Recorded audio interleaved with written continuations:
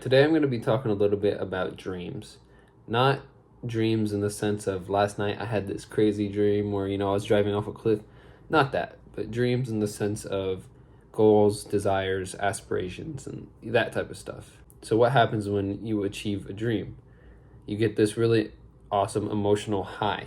Now, this high doesn't last forever.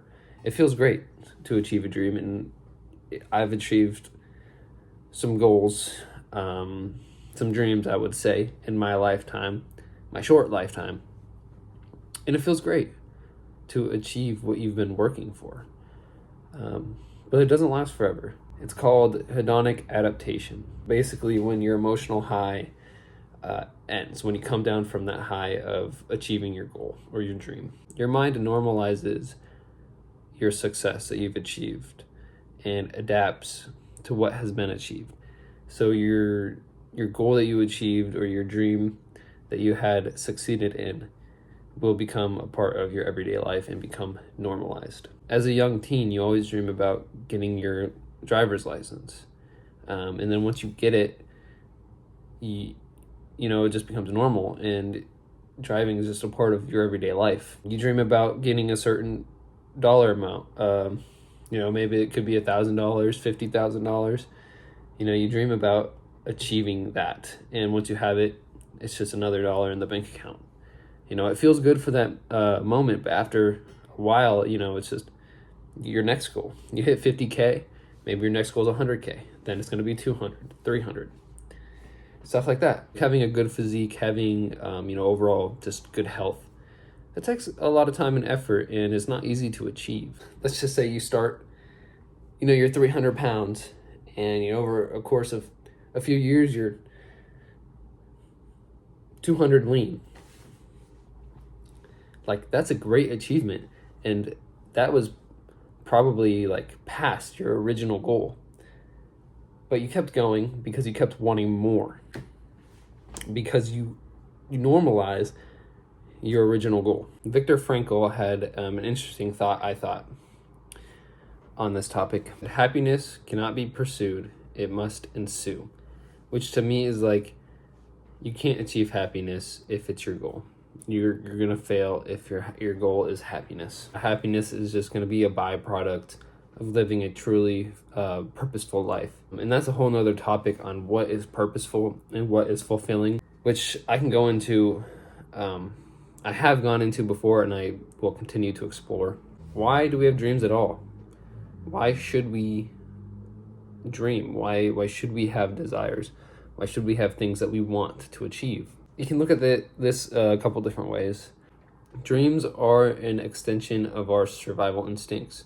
So biologically and evolutionarily, we were given these instincts. Dreams and goals helped our ancestors to live better lives when they needed it, because they were hunter-gatherers, they were fighting for each meal. But nowadays, we don't have that. We don't have to go out and kill our own food. We have an abundance of it just down the street at the grocery store. So these goals and desires we have are biologically from our ancestors and from our survival instincts. Arthur Schopenhauer thought that we are all driven by an endless will that can never be satisfied.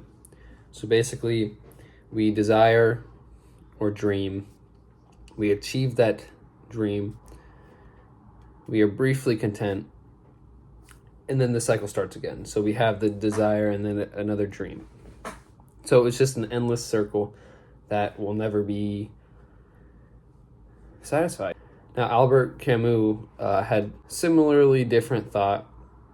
He thought that overall life has no meaning, but we can rebel against that idea or fact by creating our own projects. See, he thought the value wasn't in reaching the summit, but it was in the act of climbing.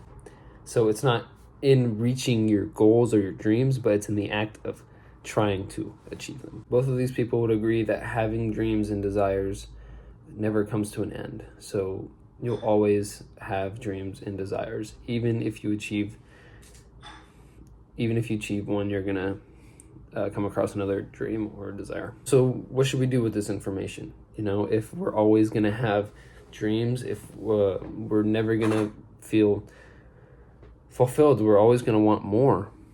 What should we do with that? One, you can chase your dreams. And honestly, I would advocate for chasing your dreams, even though it might be meaningless, even though it's not going to bring you total fulfillment. I would chase your dreams, but don't expect to be happy once they're achieved. Expect that gratification you get, but don't expect the rest of your life to be happy. Explore what your dreams mean to you. What kind of dream is it? Are you trying to be famous? Or are you trying to be healthy? Are you trying to get jacked? What do these things mean to you? That is, I think, another great question that everybody should be asking themselves. Is it a dream because it was passed on to you, or is it a dream because you genuinely want this thing? Or is it a dream because socially, this is what people say you should do? The last thing I'm going to leave you guys with is don't give up. It sounds kind of corny, but I mean, live your life to the fullest, I would say. Whatever that means to you. Not everybody's going to have the same idea of success, as I was talking about in my last video, actually. And they're definitely not going to have the same dreams. Again, it's unique to you. If you're not living this life how you think you should be living it, then, what's the point, really? Why do anything at all if it doesn't matter to you? I don't know. These are kind of just half-baked ideas, and I could definitely go in further detail. I'm still getting used to talking to the camera here, so leave me with any questions or comments, and I'll take a look at them.